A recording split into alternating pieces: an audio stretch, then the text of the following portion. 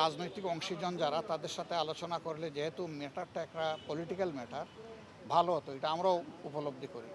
এখন আমরা তো তাদের উপরে চাপাইয়ে দিতে পারি না। আগামীকাল সরকারের পক্ষ থেকে একটা প্রজ্ঞাপন জারি করার কথা, আমরা ওইটা দেখার পরে মন্তব্য করব, এর আগে করব না।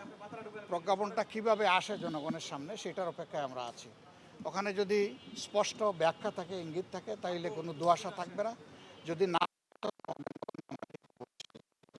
সদিচ্ছা থাকলে সবই সম্ভব। আর প্রথম যেটা বলেছেন যে রাজনৈতিক অংশীজন যারা তাদের সাথে আলোচনা করলে যেহেতু ম্যাটারটা একটা পলিটিক্যাল ম্যাটার ভালো হতো, এটা আমরাও উপলব্ধি করি। এখন আমরা তো তাদের উপরে চাপাইয়ে দিতে পারি না। এটা তারা ভালো মনে করেছেন যে তাদের উপদেষ্টা পরিষদের বৈঠক করে তারা সেখান থেকে একটা ডিসিশন দিয়েছেন, ভালো হতো, নো ডাউট ভালো হতো অংশীজনের সাথে আলাপ করলে। তারপরেও যেটা হয়েছে, আগামীকাল কিভাবে আসে সেটা দেখার পরে আমরা গতিপথ নির্ধারণ করব ইনশাল্লাহ।